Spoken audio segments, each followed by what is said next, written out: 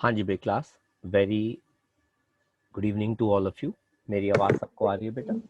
Yes, sir. Yes, sir. हम्म। तो एक बार हम फटाफट देखते हैं कि हमने लास्ट क्लास में क्या पढ़ाई करी थी, फिर हम आगे का टॉपिक आज कंटिन्यू करेंगे। तो हमने लास्ट क्लास में पढ़ा था कि डाइजेस्टिव सिस्टम क्या होता है।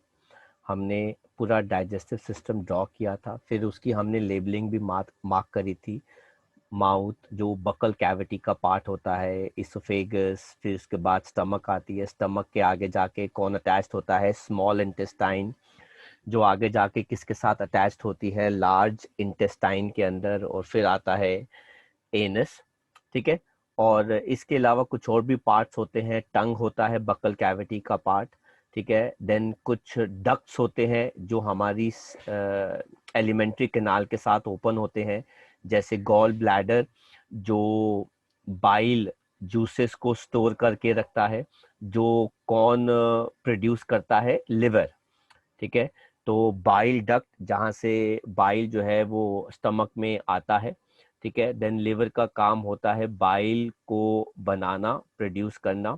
देन हमारे पास आता है पैनक्रियस, जो अटैच्ड होता है स्टमक के साथ, जो एक डक्ट ओपन करता है स्टमक के साथ, जिसके थ्रू क्या रिलीज होते हैं? Pancreatic juices. ठीक है। एंड देन हमारे पास एक अनवांटेड पार्ट है बॉडी का, दैट इज अपेंडिक्स। फिर हमने पढ़ा थे स्टेप्स इन न्यूट्रिशन। पहले फूड का इंजेशन होता है। ठीक है। फिर फूड का डाइजेशन होता है। ठीक है। फिर एब्जॉर्प्शन होता है न्यूट्रिएंट्स का। फिर एसिमिलेशन होता है, कौन सी चीज चाहिए उसका इनटेक कर लो, कौन सी चीज नहीं चाहिए उसको बाहर ब्लड सेल्स में पास ऑन कर दो। और फिर अनवांटेड मटेरियल्स का या अनडाइजेस्टेड फूड का क्या हो जाता है?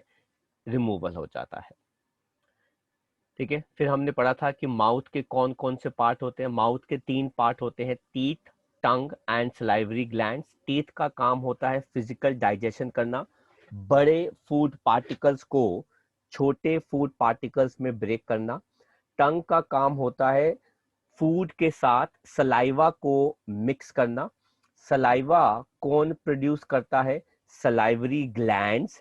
ठीक है। जिसके अंदर एक एंजाइम होता है सलाइवरी एमाइलेस, जिसका काम होता है स्टार्च को शुगर में क्या कर देना? ब्रेक डाउन कर देना। मतलब ये कार्बोहाइड्रेट्स को ब्रेक डाउन करता है, क्योंकि स्टार्च एक फॉर्म ऑफ क्या होता है? कार्बोहाइड्रेट। ठीक है। और वही ब्रेक डाउन वाली शुगर जो है वो फिर हमारी फूड पाइप से, इसोफेगस से कहाँ चली जाती है? स्टमक के अंदर। और ये होती है पेरिस्टाल्टिक मूवमेंट। ये वन वे मूवमेंट होती है, मतलब वो माउथ से फूड जो है वो कहाँ जाएगा? नीचे जाएगा, स्वॉलो किया जाता है, इनगल्फ कर देते हैं हम उसको। फिर हम बात करते हैं आज के हमारे टॉपिक के साथ, जो अगला पार्ट आता है स्टमक।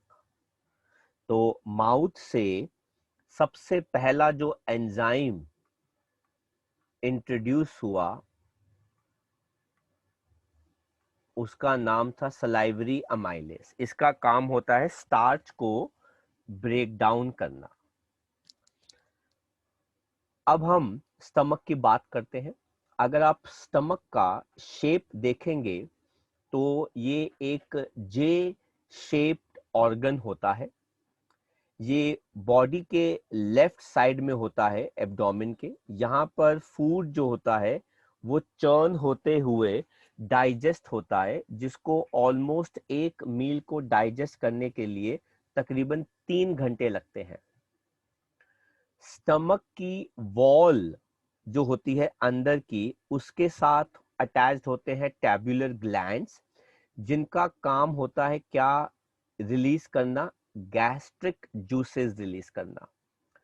ये गैस्ट्रिक जूसेस 3 टाइप के होते हैं, वेरी इंपॉर्टेंट, ध्यान से सुनिएगा बेटा।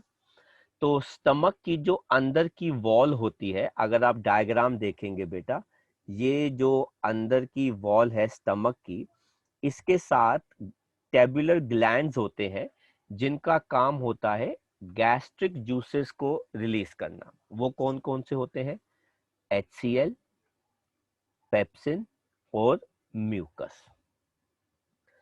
HCl एक बहुत ही इंपॉर्टेंट एसिड होता है बेटा फूड के डाइजेशन के लिए। सर क्यों? क्योंकि बेटा ये क्या करता है, ये फूड के मीडियम को एसिडिक बना देता है।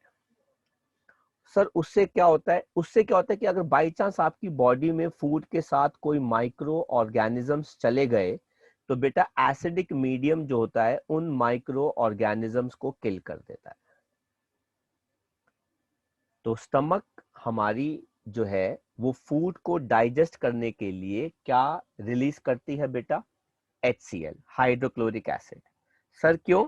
क्योंकि इससे हमारा जो फूड होता है वो क्या हो जाता है बेटा? एसिडिक हो जाता है। और एसिडिक मीडियम के अंदर अगर बाय चांस गलती से कोई माइक्रो ऑर्गेनिज्म आ जाए तो बेटा वो डिस्ट्रॉय हो जाता है। इसके अलावा गैस्ट्रिक जूसेस में बेटा पेप्सिन भी आता है, जिसका काम होता है बेटा प्रोटीन्स को डाइजेस्ट करना। और प्रोटीन्स को अगर वो ब्रेक डाउन करेगा तो बेटा वो किस में ब्रेक डाउन कर देता है? अमीनो एसिड्स के अंदर।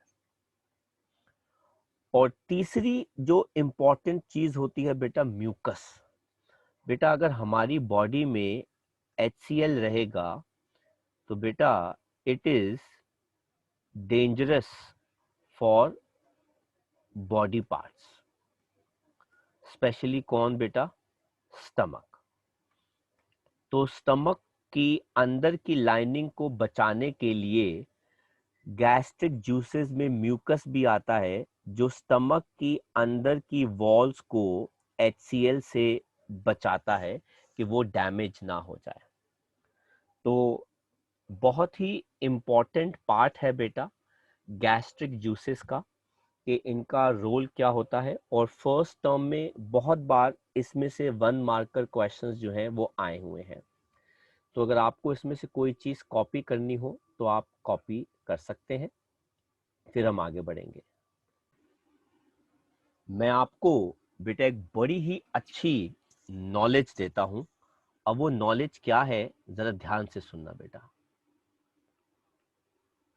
हमारा ब्लड या हमारी बॉडी जो है उसका जो मीडियम होता है बेटा वो क्या होता है? Slightly basic.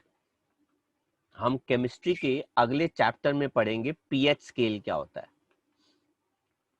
हमारे ब्लड का बेटा पीएच जो है वो 7.8 होता है। इसका मतलब है ये बेटा क्या है? Slightly basic. तो हमारी बॉडी के अंदर आप बेसिक चीजें खाओगे, कंज्यूम करोगे बेटा, कोई दिक्कत कोई परेशानी नहीं आएगी। लेकिन कुछ माइक्रो ऑर्गेनिजम्स ऐसे हैं जिन्होंने वक्त के साथ साथ क्या किया? अपने आप को ऑर्गेनाइज कर लिया कि बेसिक मीडियम के अंदर जीना सीख लो, लिव कर लो। तो बेटा हमारे बॉडी में ऐसे केस में तो बड़े सारे माइक्रो ऑर्गेनिज्म आ जाएंगे। इसीलिए बेटा HCl एसिडिक मीडियम प्रोवाइड करके ऐसे माइक्रोस्कोपिक ऑर्गेनिज्म को बेटा क्या कर देता है? किल कर देता है। तो तभी कहते हैं बेटा कि फूड या कोई भी चीज जो भी हम खाते हैं बेटा वो फाइनली हमारी बॉडी में कौन सा मीडियम प्रोवाइड करती हैं बेटा? Basic medium. तो वो हमारी बॉडी को सही रखती है, टॉलरेट रखती हैं बेटा। आप अगर एसिडिक चीजें ज्यादा खाओगे जैसे बेटा कोक, पेप्सी, ये मना क्यों की जाती हैं बेटा? इसका लॉजिकल रीजन ये होता है बेटा कोक, पेप्सी जितनी भी ड्रिंक्स हैं बेटा ये लार्जली एसिडिक है। और मल्टीपल टाइम्स कंज्यूम करना, सालों साल इसका कंज्यूम करना, उससे क्या होता है बेटा? स्टमक की कैपेसिटी बेसिक होने की बेटा कम होने लग जाती है। इसलिए पेप्सी पीने के बाद या कोक पीने के बाद आपको भूख ज्यादा नहीं लगती, क्योंकि बेटा मीडियम जो है वो क्या हो जाता है? एसिडिक हो जाता है। इस वजह से आपको भूख नहीं लगती। तो बेटा जितना भी फूड है, जो भी फूड है बेटा, अगर उसके अंदर एसिडिक मीडियम ज़्यादा है तो बेटा वो आपको बॉडी डाइजेस्ट होने में टाइम लेगा और आपकी बॉडी उसको अच्छे से मतलब कोशिश पूरी करती है कि उसको कंज्यूम कर ले, but overall on a longer run years down the line बेटा बॉडी जो है वो वीक होने लग जाती है। हाँ, पर अगर आप कोई बेसिक फूड खाते हो बेटा, जिस फूड का ओवरऑल पीएच बेसिक है बेटा, तो आपकी स्टमक, आपकी बॉडी उसको हैप्पीली एक्सेप्ट करेगी और वो उसको अच्छे से डाइजेस्ट करेगी। ये रीजन है कि कोक पेप्सी जो है बेटा वो नहीं पीनी चाहिए और ज़्यादा स्पाइसी फूड नहीं खाना चाहिए, क्योंकि स्पाइसी फूड से भी बॉडी का जो मीडियम है स्टमक का वो एसिडिक ज़्यादा हो जाता है, जो सही नहीं है। कर लीजिए बेटा कॉपी, जो जो कॉपी करना है आपको। तो बेटा अब फूड सबसे पहले बेटा कहाँ गया? माउथ में। माउथ से कौन सा ग्लैंड बेटा, सलाइवरी ग्लैंड्स ने क्या रिलीज किया? सलाइवा या सलाइवरी अमाइलेज, जो स्टार्च को, कार्बोहाइड्रेट्स को ब्रेक डाउन करता है किसके अंदर? शुगर्स के अंदर। उसके बाद यही फूड जो है वो आगे आ गया, तो फूड में जो जो कार्बोहाइड्रेट था वो तो ब्रेक डाउन हो गया, लेकिन आगे जाके फूड बेटा कहाँ पर आ गया? स्टमक में। स्टमक के पास कौन से ग्लैंड्स होते हैं? Tubular glands. ये बेटा क्या रिलीज करते हैं? Gastric juices. इसमें कौन कौन से होते हैं? HCl, पेप्सिन और बेटा क्या होता है? म्यूकस।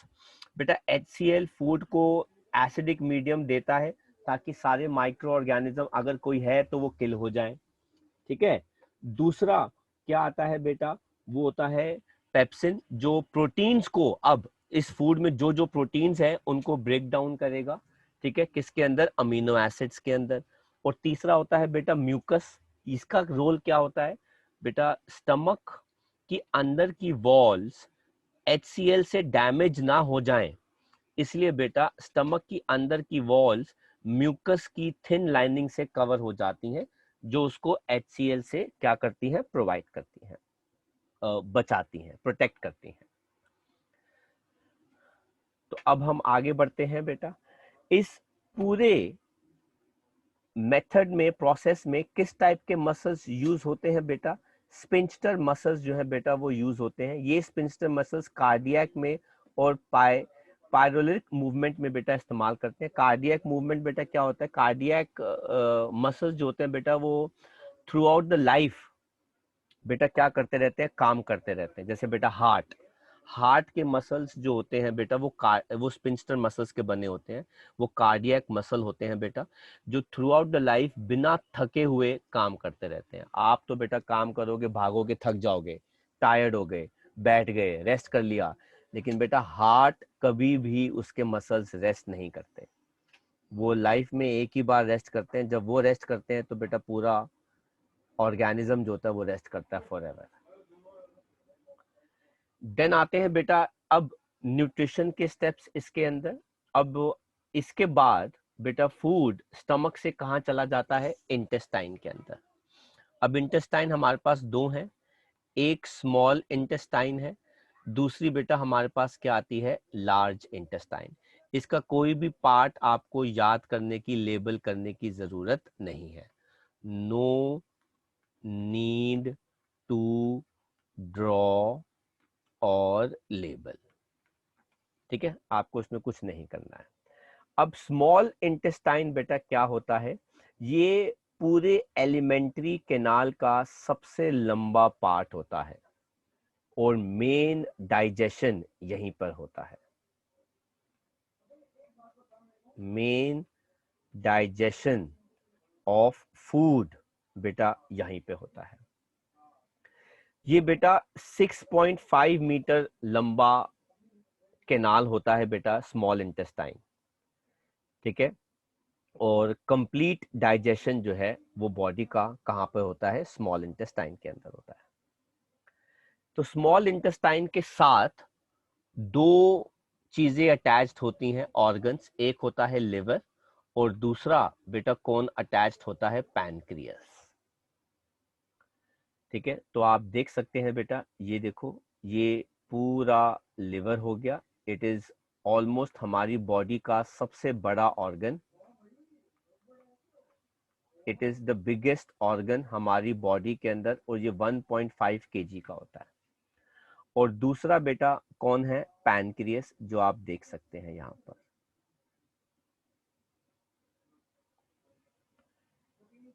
कहते हैं लिवर का काम होता है टू मेक बाइल। बाइल एक ग्रीनिश येलोइश लिक्विड होता है जो गॉल ब्लैडर में जाकर बेटा क्या हो जाता है? स्टोर हो जाता है। तो बेटा लिवर बाइल बनाएगा और गॉल ब्लैडर में यहाँ पर बाइल जो है बेटा वो क्या हो जाएगा? स्टोर हो जाएगा। जब जरूरत होगी तो बाइल यहाँ से रिलीज होके ये यहाँ पे आ जाएगा। टाइप्स बाइल हमारे खाने को बेटा जो स्टमक में एसिडिक हो चुका था, और बेटा एसिडिक मीडियम हमारी बॉडी के लिए अच्छा नहीं है, तो बेटा इसको न्यूट्रलाइज करने के लिए बेटा क्या होता है? एल्कलाइन। तो बेटा बाइल एक एल्कलाइन थिक विस्कस लिक्विड होता है जो स्टमक के एसिडिक मीडियम को बेटा अब न्यूट्रलाइज करके बेसिक बनाता है। बाइल का काम होता है इमल्सिफाई फैट। बेटा इमल्सिफाई फैट का मतलब होता है टू ब्रेक डाउन फैट।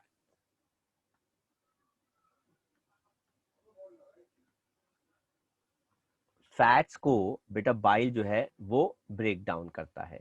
तो ये न्यूट्रलाइज करता है एसिडिक मीडियम को, है ना, स्टमक में जो होता है हमारे फूड एसिडिक। पैनक्रियास का काम क्या होता है बेटा? पैनक्रियाटिक जूसेस रिलीज करना। ये कौन कौन से होते हैं बेटा? ये होते हैं पैनक्रियाटिक अमाइलेस, ट्रिप्सिन, और तीसरा होता है बेटा lipase. Pancreatic amylase further break करता है स्टार्च को। अगर कोई बच गया स्टार्च होता है तो उसको बेटा ब्रेक करेगा, है ना।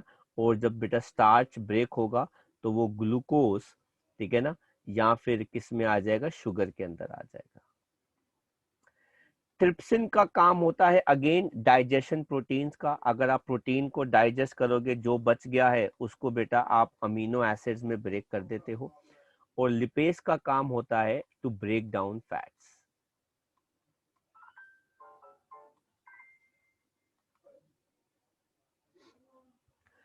कहते हैं स्मॉल इंटेस्टाइन की जो वॉल्स होती हैं बेटा, वो इन इंटेस्टाइनल जूसेस को बेटा क्या करती हैं? रिलीज करती हैं, जो डाइजेशन में क्या करते हैं बेटा? हेल्प करते हैं। तो आई होप आपको यहाँ तक ये पूरा पार्ट समझ में आ गया। I am giving you time to copy whatever you want to copy.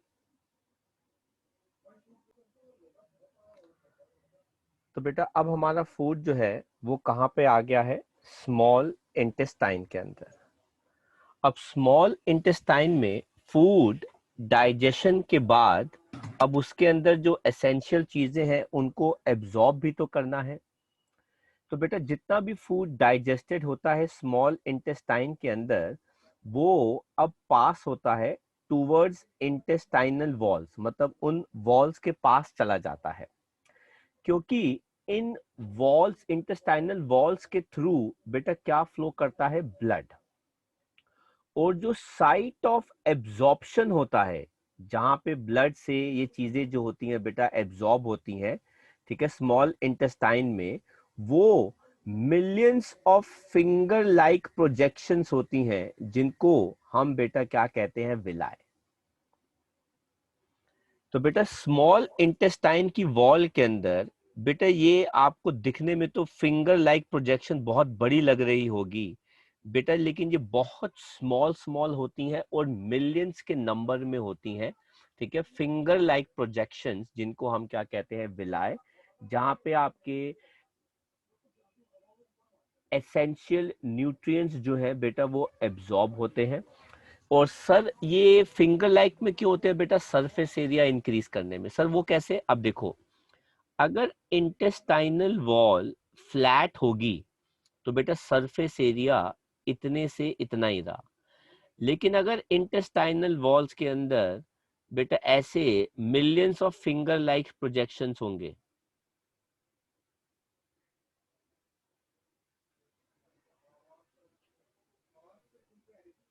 अगर मैं इसको स्ट्रेच करता हूं, ओपन करता हूं, तो बेटा ये इतनी बड़ी बन जाएगी।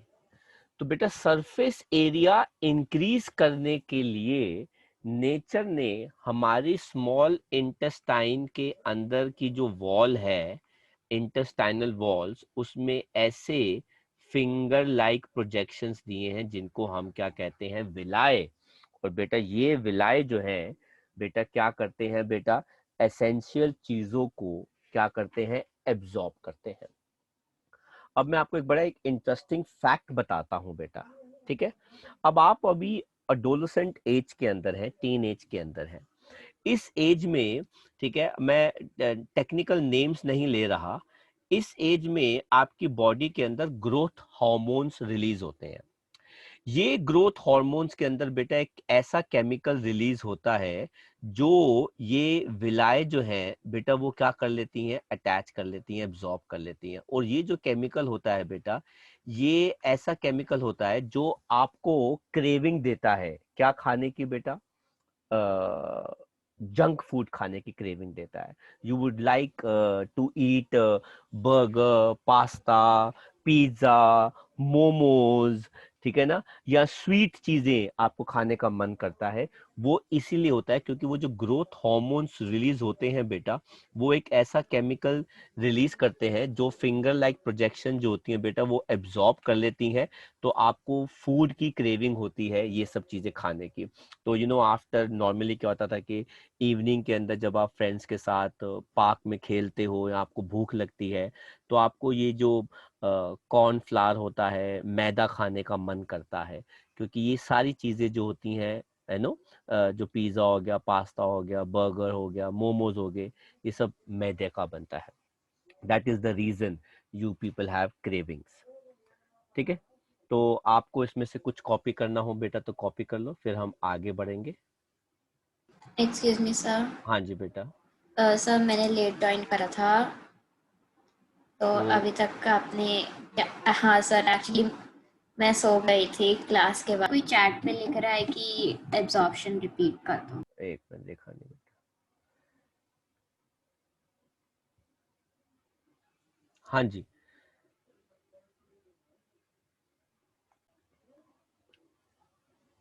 तो आगे बात करते हैं एसिमिलेशन। अब what do mean by assimilation? जितना भी एसेंशियल न्यूट्रिएंट्स या एब्जॉर्ब्ड फूड स्मॉल इंटेस्टाइन के अंदर आया, वो विलाय के थ्रू ब्लड में आया। अब उस ब्लड से वो अलग अलग बॉडी सेल्स में ट्रांसपोर्ट होता है, जहां पे इस एब्जॉर्ब फूड को, मतलब इस फूड से जो आने वाली हमारी बेटा क्या है, एनर्जी, ठीक है, उसको वो ग्रोथ, रिपेयर और हमारे डे टू डे वर्क के लिए बेटा क्या होती है, काम होती है।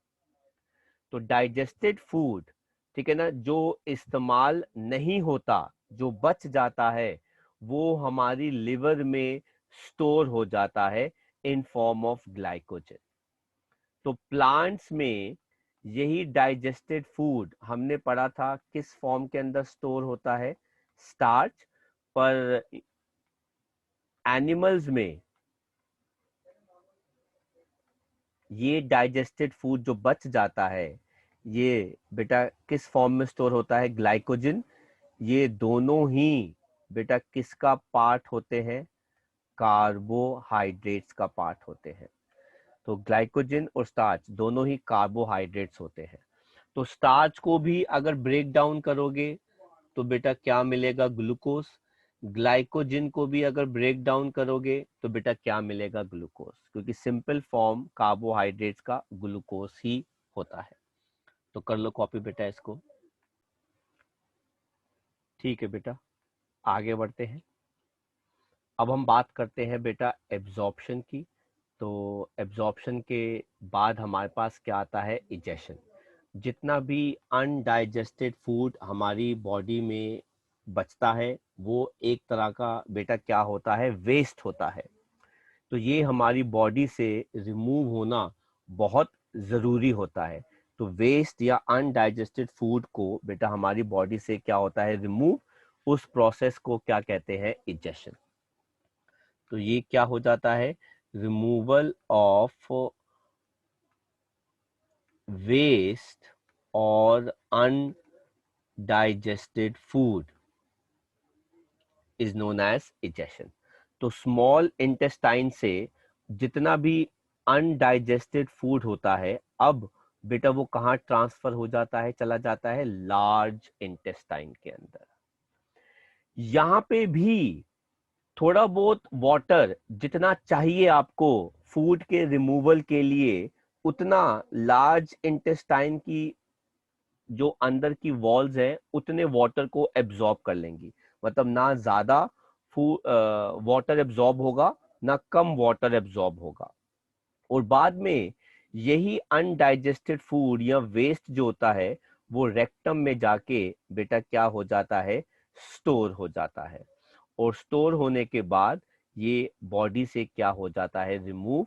तो बॉडी से जिस प्रोसेस से ये रिमूव होता है उसे कहते हैं defecation, and the phenomena is known as egestion. And waste कहाँ से रिमूव होता है बेटा, एनस से रिमूव होता है। और कौन से मसल्स बेटा इसके रिमूवल को कंट्रोल करते हैं, that is anal sphincter muscle. क्योंकि ये अगेन वन वे होता है, तो इसका मूवमेंट जो होता है वो कहाँ पे होता है, बॉडी से बाहर। It is a one way movement. तो बेटा इजेशन को भी कॉपी कर लो बेटा नोट मेकिंग के लिए। चलिए तो आगे बढ़ते हैं हम। और ये पढ़ने से पहले हम एक बार अब पूरी डाइजेस्टिव सिस्टम की वर्किंग पढ़ते हैं कि हाउ डज इट अकर्स। हाँ जी बेटा, तो अब हम बात कर रहे हैं हमारे टॉपिक की। ठीक है, एक बार हम रिवाइज करते हैं उसको theoretically. Nutrition in human being. कहते हैं ह्यूमन का डाइजेस्टिव सिस्टम दो पार्ट्स का बना होता है, एक एलिमेंट्री कैनाल और दूसरी जो चीजें इंपॉर्टेंट है वो है डाइजेस्टिव ग्लैंड्स। ह्यूमन की एलिमेंट्री कैनाल तकरीबन 9 मीटर लॉन्ग है, और इस 9 मीटर के अंदर जो सिर्फ स्टमक है, स्मॉल इंटेस्टाइन है, सॉरी बेटा, वो 6.5 मीटर लॉन्ग है। कहते हैं ये स्टार्ट होती है माउथ से और ये कहाँ तक जाती है बेटा, हमारे बॉडी के एंड पार्ट तक, जिसको हम क्या कहते हैं, एनस। अब इसकी सीक्वेंस क्या होती है, सबसे पहले आता है माउथ। माउथ को हम बक्कल, इसके अंदर बक्कल कैविटी, टंग और टीथ, ये तीन चीजें आती हैं। फिर आता है फायरिंग्स, फिर उसके बाद आता है इसोफेगस, उसके साथ अटैच्ड होता है स्टमक, स्टमक के साथ अटैच्ड होता है स्मॉल इंटेस्टाइन, फिर होता है लार्ज इंटेस्टाइन, फिर रेक्टम एंड एनस। तो हमने डायग्राम में इन सबको देखा था। बड़े सारे डक्ट्स एलिमेंट्री कैनाल में ओपन होते हैं ताकि वो डाइजेस्टिव सेक्रीशंस को इंट्रोड्यूस कर पाए जो अलग अलग ग्लैंड्स के साथ एसोसिएटेड होते हैं। जैसे सलाइवरी ग्लैंड सलाइवा प्रोड्यूस करता है, गैस्ट्रिक ग्लैंड्स हमने पढ़े थे बेटा, जो HCl, पेप्सिन और म्यूकस करता है। पैनक्रियस जो है बेटा वो पैनक्रियाटिक जूसेस रिलीज करता है। लिवर जो है बेटा वो बाइल बनाता है, और इंटेस्टाइनल ग्लैंड जो है बेटा वो इंटेस्टाइनल जूसेस रिलीज करता है। कहते हैं जो हम फूड कंज्यूम करते हैं वो फूड पहले हमारे दांतों से मैस्टिकेट होता है बेटा, ब्रेक डाउन होता है, और वो छोटे सॉफ्ट पार्टिकल्स में बदल जाता है, क्योंकि उनको स्वॉलो करना आसान होता है बेटा। अगर आप एक रोटी का बाइट या एक पिज्जा का बाइट को बेटा टीथ से ब्रेक डाउन नहीं करेंगे तो बेटा उसको इनगल्फ करना, स्वॉलो करना बहुत मुश्किल होता है बेटा, और खतरनाक भी होता है। ये ना हो कि वो विंड पाइप में फंस जाए। अगर बेटा आप फूड को फूड को टीथ से ब्रेक नहीं करोगे इनटू स्मॉलर पार्टिकल्स, ये बड़ा इंपॉर्टेंट होता है। तो बेटा आपको पता है एक प्रॉब्लम क्रिएट हो जाती है जिससे सांस लेना बंद हो जाता है। क्या कोई मुझे बता सकता है कि वो क्या प्रॉब्लम होती है जो सांस लेना बंद हो जाए?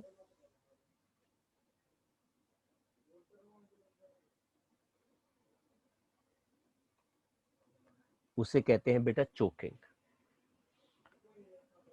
ये आप जैसे मान लीजिए बेटा, भगवान ना करे, कोई बच्चा च्युइंगम खा रहा है और गलती से च्युइंगम खाते खाते खाते खाते उसने बात भी कर रहा है, च्युइंगम भी खा रहा है, खेल कूद रहा है, तो हो सकता है बेटा च्युइंगम वो स्वॉलो कर जाए और वो स्वॉलो होते ही बेटा विंड पाइप में ब्लॉक हो जाए। अगर वो विंड पाइप में ब्लॉक हो जाएगी, और अक्सर ऐसा होता है, I can make you see so many videos where a proper people of good age and students as well, youngster as well, having chewing gum, yeah, having food and not breaking it into proper small pieces, और बेटा वो बाद में engulf करना, जल्दी जल्दी खाते हैं कई बच्चे, है ना, तो वो भी गलत होता है।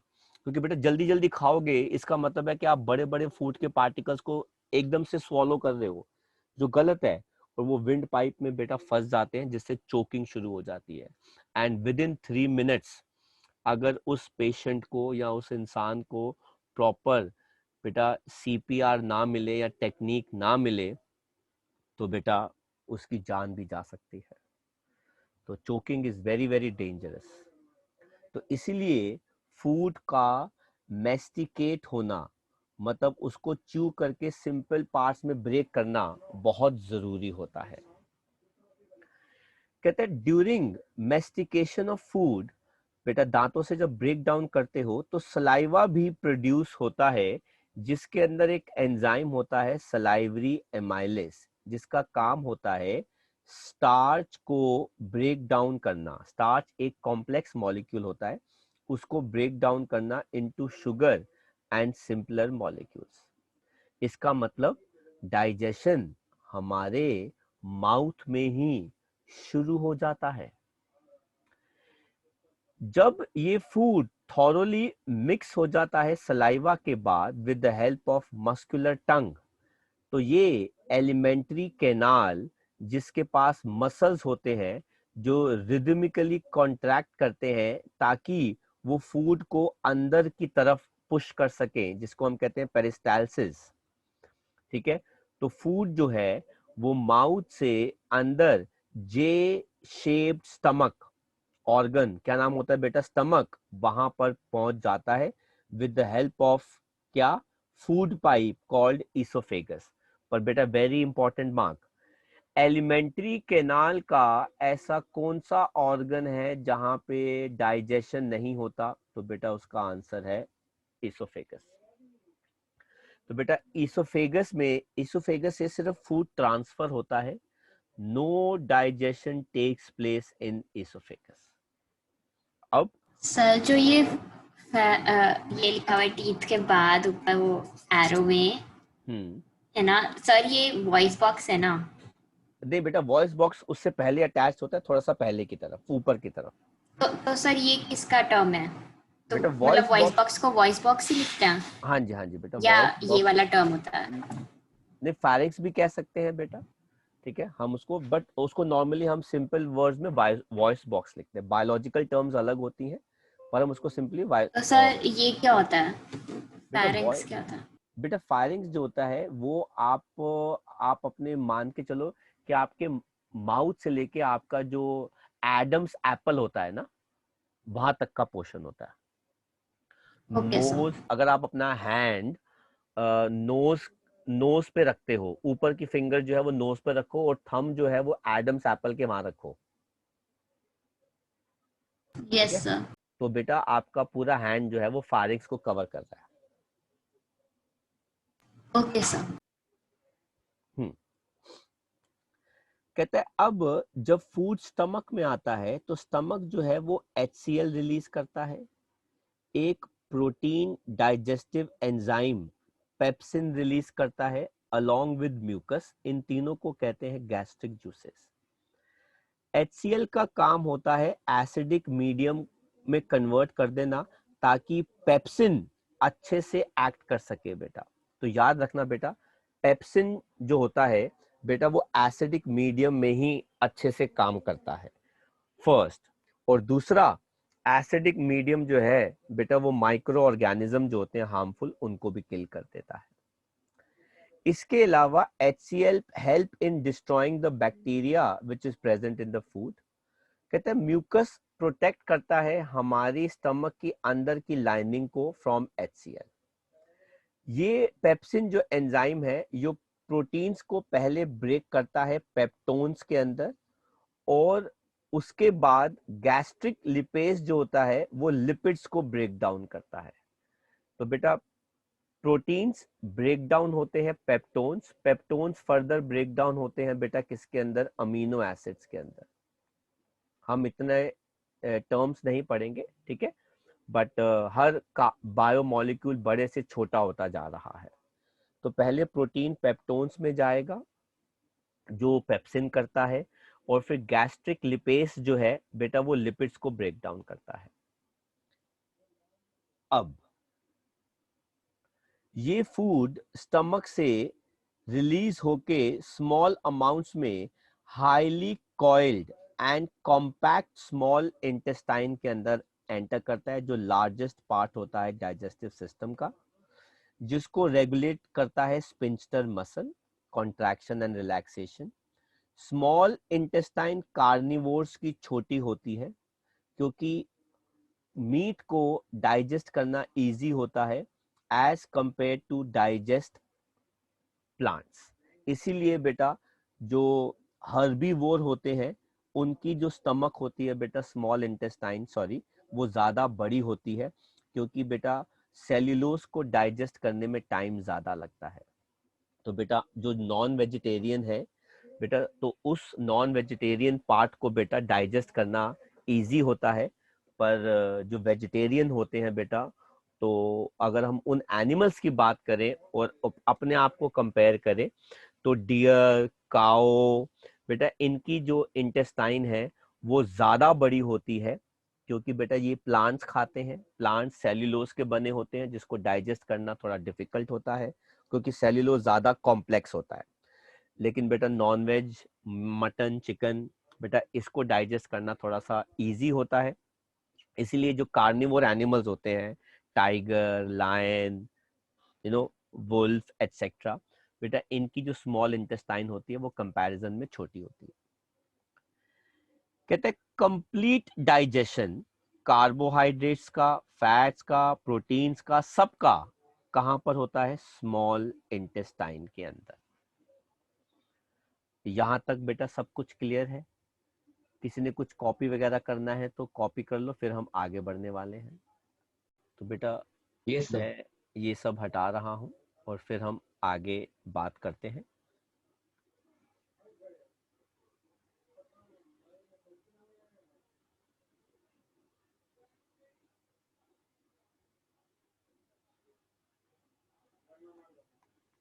हाँ जी, कहते हैं लिवर एक हमारा बॉडी का ऑर्गन है जो एलिमेंट्री कैनाल के साथ क्या होता है, अटैच्ड होता है। इसका काम होता है बाइल जूस रिलीज करना। वो अलग बात है कि वो बाद में जाके गॉल ब्लैडर में क्या हो जाता है, स्टोर हो जाता है। और ये बाइल जूस जो है बेटा, ये नेचर में क्या होता है, एल्कलाइन, इसलिए ये न्यूट्रलाइज करता है एसिडिक मीडियम को, जो स्टमक से फूड एसिडिक आ रहा है। मोर ओवर ये भी हेल्प करता है फैट्स के डाइजेशन के अंदर, क्योंकि पैनक्रेटिक एंजाइम जो होता है वो सिर्फ एल्कलाइन मीडियम में ही काम कर सकता है। जैसे ऊपर पेप्सिन जो था एंजाइम वो एसिडिक मीडियम में काम करता था, ऐसे ही जो पैनक्रेटिक एंजाइम्स हैं बेटा वो एल्कलाइन मीडियम में काम करता है। तो पैनक्रेटिक जूसेस जो है बेटा वो रिलीज करते हैं एंजाइम ट्रिप्सिन, जो फर्दर प्रोटीन्स को डाइजेस्ट कर देता है, एंजाइम लिपेज जो लिपिड्स को और फैट्स को फर्दर ब्रेक डाउन कर देता है। तो अगर आप ओवरऑल देखें तो बेटा फाइनली प्रोटीन ब्रेक डाउन करके बेटा क्या बनाता है, amino acids. Carbohydrates break down करके बेटा किस में बदल जाते हैं, ग्लूकोज में। और फैट्स जो है वो ब्रेक डाउन करके बेटा किस में बदल जाते हैं, फैटी एसिड्स एंड ग्लिसरॉल के अंदर। इसके अलावा बेटा जितने भी डाइजेस्टिव जूसेस हमने पढ़े बेटा, gastric juices, pancreatic juices, salivary glands वगैरह वगैरह, ये सब कैसे रिलीज होते हैं सर? बेटा under the influence of hormones. तो बेटा हॉर्मोन्स हमारी बॉडी में हर चीज कंट्रोल करते हैं, चाहे वो ब्रीदिंग सिस्टम हो, डाइजेस्टिव सिस्टम हो, चाहे वो हमारी ग्रोथ हो, सब कुछ बेटा हॉर्मोन्स जो है वो बेटा क्या करते हैं, कंट्रोल करते हैं। कहते हैं स्मॉल इंटेस्टाइन की जो अंदर की वॉल होती है, जो हमने अभी पढ़ा, उसके अंदर बहुत सारे फिंगर लाइक प्रोजेक्शंस होते हैं जिनको हम क्या कहते हैं, विलाय। इनके अंदर अच्छा खासा ब्लड कैपिलरी का सप्लाई होता है और ये फिंगर लाइक इसलिए होते हैं क्योंकि इनका सरफेस एरिया बेटा ऐसे ज्यादा हो जाता है जिससे फूड की एब्जॉर्प्शन हर बॉडी सेल तक अवेलेबल हो पाती है और इसको हम यूज करते हैं फॉर रिलीजिंग एनर्जी। अब वो ग्रोथ के लिए है, सेल्स की रिपेयर के लिए है, सेल्स की बॉडी के टिश्यूज को मेंटेन करने के लिए है, and so on. And finally जितना अनएब्जॉर्ब्ड या अनडाइजेस्टेड फूड होता है वो बाद में कहाँ पे एंटर करता है, लार्ज इंटेस्टाइन, जहां पे फर्दर विलाय होते हैं लार्ज इंटेस्टाइन के, जिनका काम होता है वाटर के एब्जॉर्प्शन को बेटा क्या करना, कंट्रोल करना। कितना वाटर अनडाइजेस्टेड फूड को चाहिए बाहर जाने के लिए बेटा, उतना ही वाटर मिलेगा और बाद में they get collected as faeces. ठीक है, जो अनडाइजेस्टेड फूड होता है जो रेक्टम से बेटा क्या आ जाता है, बाहर आ जाता है। तो जितना भी फेकल मैटर होता है वो हमारी बॉडी से बाहर इजेस्ट होता है थ्रू एनस, जो कौन कंट्रोल करता है, एनल स्पिंस्टर मसल, जो इजीली कॉन्ट्रैक्शन एंड रिलैक्सेशन जो है बेटा क्या करता है, शो करता है। कोई चीज बेटा किसी को कॉपी करनी हो, अंडरलाइन करनी हो तो आप कर सकते हैं। हाँ जी बेटा, तो डाइजेस्टिव सिस्टम न्यूट्रिशन का जो हमारा इसमें एक छोटा सा लॉस्ट टॉपिक आता है उसका नाम है डेंटल केरीज। कहते हैं हमने सुना है कि हमारे दांत जो है उनमें कीड़ा लग जाता है बेटा, तो ये गलत होता है, दांतों में कभी भी कीड़ा नहीं लगता। ठीक है, तो टूथ डिके जरूर होता है जिसके अंदर हमारे दांतों का इनेमल जो है वो सॉफ्ट हो जाता है क्योंकि उसके अंदर क्या आ जाती हैं, कैविटीज आ जाती हैं। ये कब आता है बेटा, अब जरा ध्यान से सुनना। जब हम खाना खाते हैं तो हमारे दांतों में कुछ खाना जो होता है वो फंस जाता है, क्योंकि बेटा आप अगर स्टार्च या कार्बोहाइड्रेट को ब्रेक करोगे तो बेटा ये ब्रेक करके सिंपल फॉर्म्स में आ जाता है जिनको हम क्या कहते हैं, शुगर। तो अगर हम ब्रश नहीं करते तो हमारे माउथ के अंदर जो बैक्टीरिया होता है वो इस शुगर को ब्रेक करके बेटा किस में बदल देता है, एसिड में बदल देता है। जैसा कि मैंने आपको पहले भी बताया कि हमारे बॉडी जो है वो पूरी एल्कलाइन है, तो बेटा हमारे दांतों का जो इनेमल होता है, हमारे दांत, सफेद दांत जिस चीज के बने होते हैं बेटा, वो सॉल्ट जो है बेटा वो क्या होता है, बेसिक सॉल्ट होता है। हम इसका नाम पढ़ेंगे केमिस्ट्री के अगले चैप्टर के अंदर, एसिड बेसिस एंड सॉल्ट्स के अंदर। तो जो हमारे दांतों का इनेमल है वो एक बेसिक सॉल्ट है। अगर आपके दांतों में खाना फंस गया तो हमारे माउथ का जो बैक्टीरिया होता है वो इस फंसे हुए खाने को किस में बदल देगा, एसिड में। और एसिड जो है इस बेसिक सॉल्ट को बेटा क्या कर देगा, न्यूट्रलाइज। ये बेसिक सॉल्ट किसका बना होता है बेटा, कैल्शियम फॉस्फेट का। तो बेटा बैक्टीरिया जब ग्रो करता है तो हमारे दांतों के ऊपर पीलापन आ जाता है, जिसको हम कहते हैं डेंटल प्लाक। इसकी वजह से सलाइवा दांतों तक नहीं पहुंचता और वो उसको न्यूट्रलाइज नहीं कर पाता, क्योंकि बेटा सलाइवा नेचर में क्या होता है, बेसिक, और हमारी दांतों में क्या आ रहा है, एसिड। तो इसलिए हमें रेगुलर बेसिस पर ब्रश करना होता है after every meal, but after every meal possible नहीं होता, इसलिए ट्वाइस इन अ डे हमें ब्रश करना होता है, कहा जाता है, इस प्लाक को कम करने में, हटाने में। हालांकि अगर इसकी मैं आपको रियलिटी बताऊं तो बेटा कुछ रियलिटी जो है वो थोड़ी सी डिफरेंट है, बट एक हेल्दी प्रैक्टिस है इन दांतों को साफ करने में। यस। तो बेटा ये थी हमारे पास डेंटल कैरीज, ठीक है। तो अब हम एक बार दोबारा जरा स्लाइड के पास जाकर फिर हम आगे बात करते हैं। हाँ जी बेटा, तो हमारा न्यूट्रिशन में जो लास्ट टॉपिक है वो है डेंटल कैरीज। तो आपने देखा होगा दांतों में प्लाक आ जाता है बेटा। ये छोटी छोटी कैविटीज होती हैं जो दांतों में बन जाती हैं due to action of acid, जो कौन बनाता है, बैक्टीरिया हमारे माउथ के अंदर, क्योंकि इन प्रॉपर डेंटल केयर हम करते नहीं हैं। तो माउथ में क्या होता है बेटा, बैक्टीरिया जो शुगर को ब्रेक डाउन कर देता है टू प्रोड्यूस एसिड।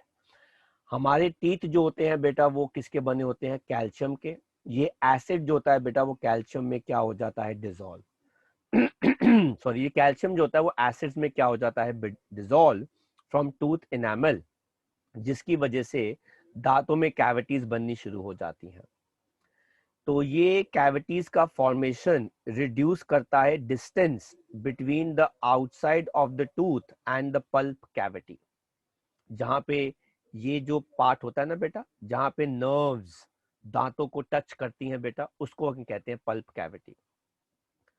तो पल्प कैविटी इज प्लेस जहां पे नर्व्स और ब्लड सेल्स जो है वो टीथ के साथ अटैच्ड होते हैं। जब एसिड यहां तक पहुंच जाता है तो यहां से बेटा ये डिके करना, जैसे देखो ये वाला पोर्शन जो है, ये वाला पोर्शन जो है, तो जब एसिड इन नर्व्स को टच करेगा बेटा तो दांतों में बहुत दर्द होनी शुरू हो जाती है बेटा। दर्द दांत में नहीं होती है बेटा, दर्द होती है जब वो वाला एसिड नर्व्स को टच करता है, स्किन को टच करता है, तब दर्द होनी शुरू होती है।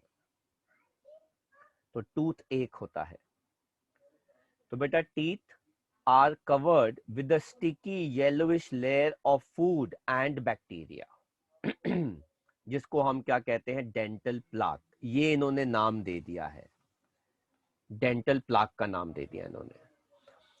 तो सलाइवा जो होता है वो बेसिक होता है। ये प्लाक जो है बेटा वो क्या हो गया, एसिड हो गया। तो ये दांतों के सरफेस पर नहीं पहुंचता, जिसकी वजह से वो एसिड जो होता है वो न्यूट्रलाइज नहीं हो पाता। तो इसका ट्रीटमेंट क्या है, ब्रशिंग रेगुलरली, जो वो कहते हैं।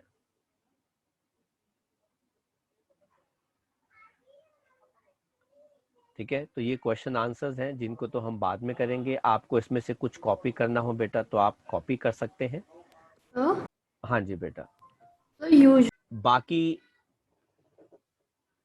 बाकी का पार्ट बेटा हम अगली क्लास में कंटिन्यू करेंगे, और अगली क्लास के अंदर हम असाइनमेंट भी डिस्कस करेंगे। तो मेरी तरफ से आज इतना ही है।